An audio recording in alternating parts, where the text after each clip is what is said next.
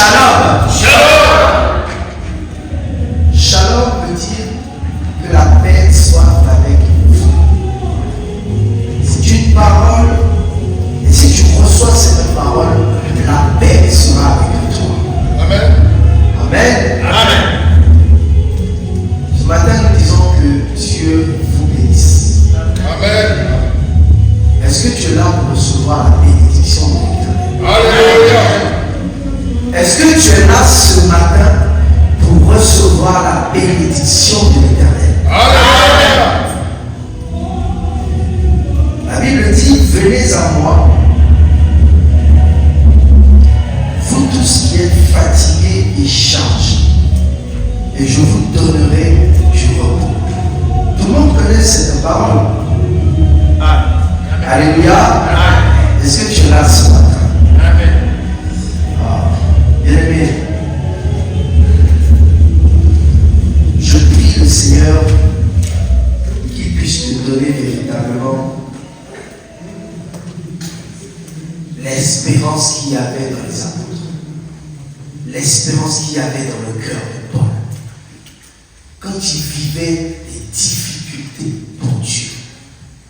Vous savez, Paul a dit qu'il a tout connu, il a disait, il a même été frappé, il a été accusé, emprisonné, on a diffamé sur lui. Mais Paul avait cette espérance que ce qu'il vivait n'était rien comparé à la gloire de Dieu. Et à chaque fois qu'on vient dans la présence de Dieu, bien-aimé, c'est une fête. C'est une occasion pour nous de montrer encore notre attachement à Dieu. C'est une occasion pour nous de dire que le monde n'a point d'autorité sur nous. C'est une occasion pour dire qu'on a quelqu'un qui a été tapé au-dessus de toutes choses et que rien ne peut être au-dessus de lui. Et c'est une occasion aussi de croire que Dieu est capable de changer les circonstances de nos vies. Parce qu'il est capable de changer les circonstances de nos vies. Alléluia. Est-ce que tu peux acclamer pour Jésus?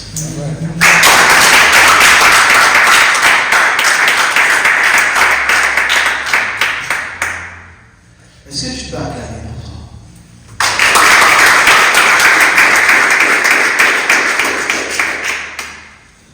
Je n'ai ressenti aucune différence. Amen. Amen.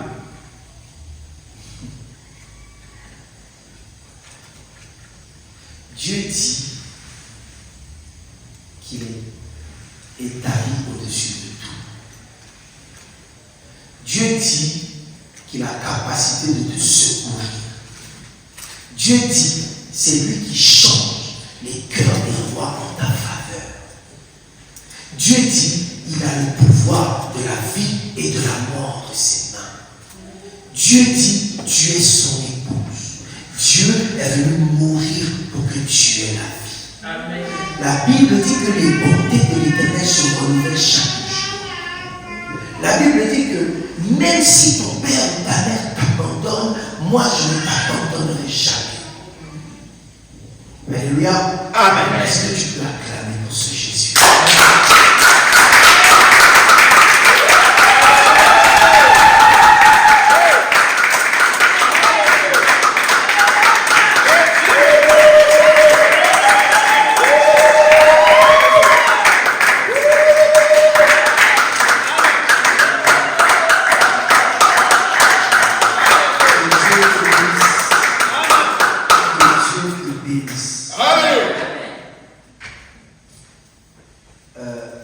Là, j'avais prévu quelque chose. Une bonne nourriture. Amen. Quand on vient à la maison de Dieu, on mange toujours bien. Hein? Amen. Dieu met quelque chose dans mon cœur tout de suite pour toi. Vous savez, en Israël, il y avait une loi. Et cette loi, elle dictait la marche du peuple d'Israël.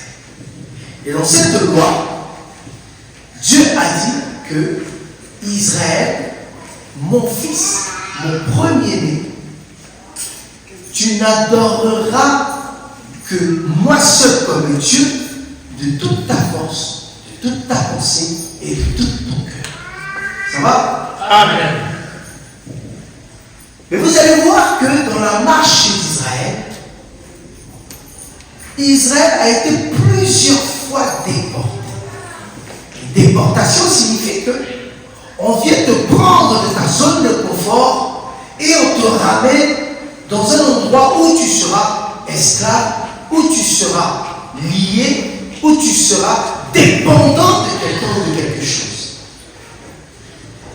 Et c'est ce qui s'est passé quand Israël a été déporté auprès d'un roi. Alors vous allez m'aider. Il me semble que c'est dans le livre de Esther. Vous connaissez cette parole? Alors j'ai besoin de quelqu'un qui va pouvoir m'aider. Est-ce que quelqu'un peut trouver? Moyen. Si tu l'as, le moment où Esther va rentrer dans la présence du roi.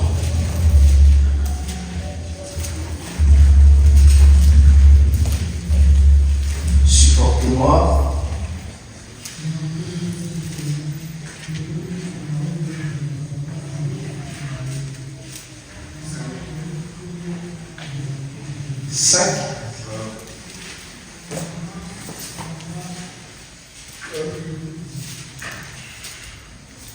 Esther 5, 1. Esther 5, 1. Alors, est-ce que quelqu'un peut m'aider et lire? Et je vous dirai où ça est. Esther chapitre 5. À partir du verset. Le troisième jour, Esther mit ses vêtements royaux et se présenta dans la cour intérieure de la maison du roi. Devant la maison du roi, le roi était assis sur son trône royal dans la maison royale en face de l'entrée de la maison. Je continue? Oui. Je puisse voir le verset entier. Verset 2.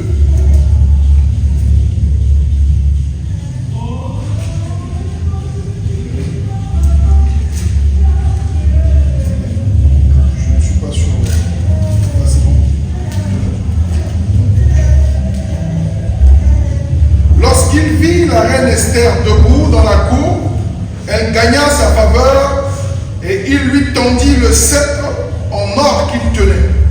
Esther s'approcha et toucha le bout du sceptre. Le roi lui dit: qu'as-tu, reine Esther? Et que désires-tu?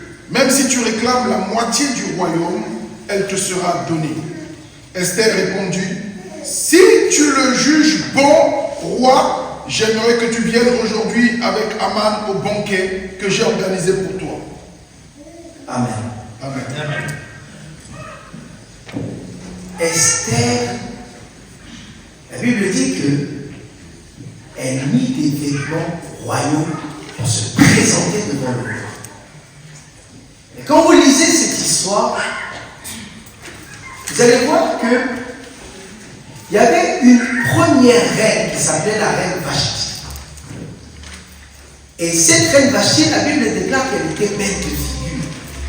Elle avait tout ce qu'il y a ou tout ce qu'il faut comme attribut pour être une reine. Et Vashti était dans la maison du roi. Ce roi, la Bible déclare qu'il va faire un festin pour, disons, se vanter de la beauté de la reine Vashti. C'était au temps de l'empire Mède et Perse. Donc vous allez comprendre que l'empire Mède et Perse va attaquer Israël, et Israël, s'étant détourné de la voie de Dieu, ils vont être vaincus et ramenés dans le royaume de Mède et Perse. Le roi Assuérus, ayant cette femme, va juger bon de vouloir l'exposer. Ok? Ce qui veut dire que avait déjà une femme auprès du roi. Ok? Et vous allez comprendre que Israël étant dans un endroit défavorable pour eux, c'est-à-dire un endroit où ils n'avaient pas leur aise et tout ce qu'ils avaient, ils vont être accusés de ne pas adorer le Dieu de leur bourreau, en tout cas le Dieu de l'Empire Mède et Perse qui était le roi Cyrus. Ok, jusque-là ça va. On répète d'abord la lettre pour que vous puissiez comprendre notre marche. Donc, étant accusés, cela va faire que il y aura une loi qui sera établie contre eux. Et cette loi va proclamer la mort, va proclamer la déchéance d'Israël. Mais vous allez remarquer que Esther va faire partie des gens que le roi va appeler. La Bible déclare que Esther aussi était bête de figure.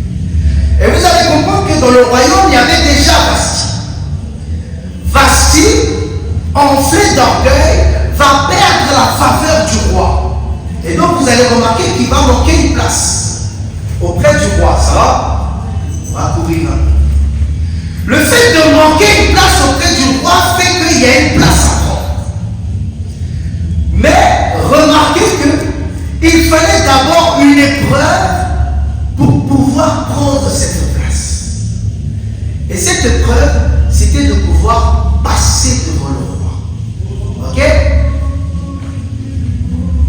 Un jour, cette loi qui disait que Israël devait mourir devait rentrer en accomplissement. Mais la reine Esther, disons Esther auparavant, qui n'était pas reine, faisait partie du lot qui devait passer cette épreuve pour rentrer dans la maison du roi. Esther faisait partie d'Israël. Ok? Donc Esther était une partie du peuple de Dieu. Et cette partie était appelée par le roi pour prendre une place vide. Maintenant remarquez, quand cette loi sort, Israël rentre dans la condamnation. Remarquez, nous tous ici, nous sommes venus du ciel parce que nous sommes à l'image de Dieu. Ok? Parce que Adam a péché, nous nous sommes retrouvés dans un territoire où on était liés.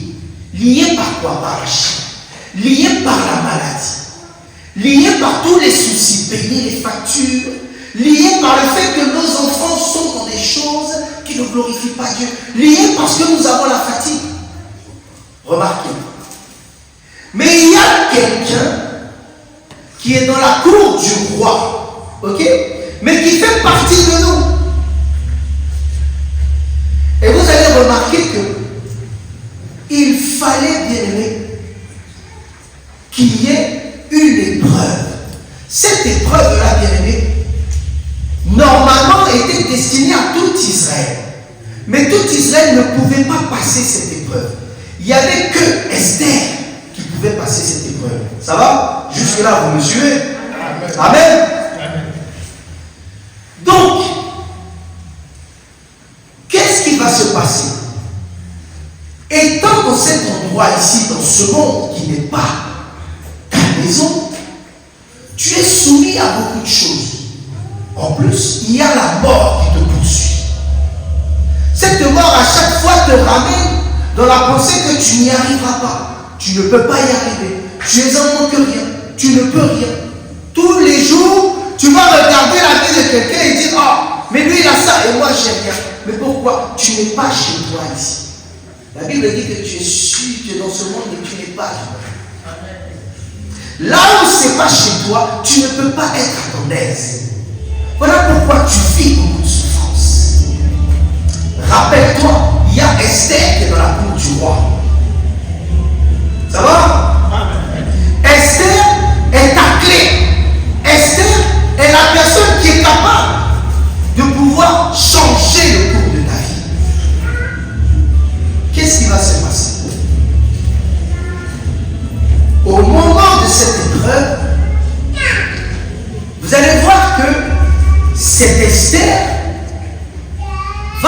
rapprocher de son peuple. Et va donner une indication. Et cette indication, c'était que vous deviez faire un jeûne de 3 jours afin qu'elle puisse remporter cette épreuve. Vous me suivez? Amen. Vous faites un jeûne de 3 jours pour que cette épreuve soit remportée et que Esther puisse entrer dans la présence du roi afin de déclarer sa liberté. Ok? Qu'est-ce qui se passe? Esther dit, si vous acceptez de résister à la puissance et l'autorité de la chair, nous serons plus que vainqueurs. Est-ce que vous me suivez? Est-ce que vous comprenez ce que je suis en train de dire? Amen. Si vous arrivez à résister à la peur, à résister à la souffrance, nous serons plus que vainqueurs. Alléluia. Vous savez pourquoi? Parce que le jeûne, c'est de tuer le corps charnel afin de faire, afin de d'élever l'esprit de Dieu. Le jeûne, c'est de marcher selon la parole de Dieu afin que la chair n'ait plus aucune autorité sur vous et que l'esprit de Dieu prenne la première place. Voilà ce que Esther demande à Israël. Voilà ce que Esther te demande ce matin. Avant de rentrer dans la présence du roi, bien aimé, tu dois d'abord mourir de ta chair. Tu dois d'abord laisser les mauvaises pensées derrière. Tu dois d'abord laisser la peur, les soucis derrière. Parce que quand Esther rentre dans la présence du roi, c'est toi aussi qui rentres, bien aimé. Souviens-toi que Esther, c'est une partie de toi. Esther déclare une parole, Israël s'exécute. Et c'est là où nous avons lu Esther chapitre 50, verset 1. Après 3 jours, c'est-à-dire après que la chair a été vaincue, Esther va rentrer dans la présence du roi. Et la Bible déclare que le roi va dire, demande tout ce que tu veux. Le jour où tu auras la capacité de dominer sur tes soucis et sur ta chair, Dieu te dit, demande tout ce que tu veux. Le jour où tu pourras résister à ce monde, Dieu te dit, demande tout ce que tu veux. Parce que le roi ici, c'est notre Seigneur. Amen. Amen.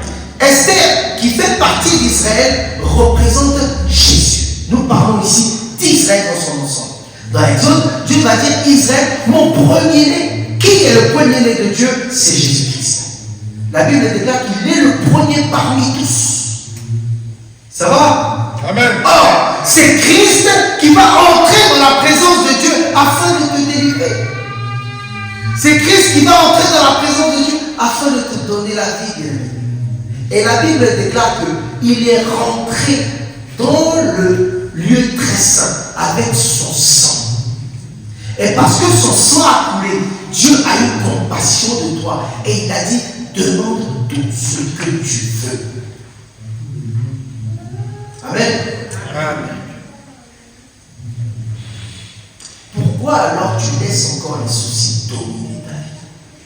Pourquoi tu laisses un homme dicter ta vie? Pourquoi tu laisses une situation dicter ta vie? Bien aimé, il n'y a rien qui est au-dessus de Dieu. Il n'y a rien qui est au-dessus de Jésus. Et la Bible dit que rien ne peut nous séparer de l'amour de Dieu. Même si aujourd'hui tu n'as pas la capacité de bouger, rien ne peut te séparer de l'amour de Dieu. Dieu est rentré dans la présence, sa présence lui-même, afin de pouvoir avoir compassion de toi. La Bible dit qu'il nous a réconciliés avec lui-même. Toi qui auparavant, par le péché d'Adam, tu étais vu comme un moins que rien. Tu Je t'ai vu comme quelqu'un qui devrait souffrir à la sueur de ton front, tu devras manger.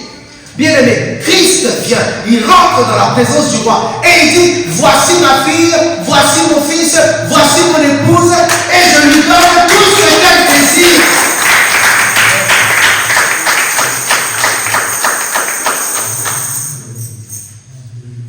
Tu ne peux pas laisser une situation t'empêcher de reconnaître que Dieu est au-dessus de tout. Sinon, ça veut dire que la chair est encore forte dans ta vie. Sinon, cela veut dire que les pensées de ce monde, les négatifs sont encore puissantes dans ta vie. Or, tu dois être renouvelé. Et ce renouveau, bien aimé, doit être matérialisé dans ta vie. Parce que Christ est cette partie d'Israël qui est rentrée auprès du Père à tout accompli. Et il te le donne. Si ce matin tu es capable de dominer sur ces soucis-là, tu es capable de dominer sur vraiment ces peurs, capable de dominer sur ces douleurs, sur ces difficultés, bien-aimées, tu peux le croire. Dieu a tout accompli. Demande tout ce que tu veux et crois que tu as reçu Dieu de la santé. Alléluia. Amen. Alors est-ce que tu peux acclamer véritablement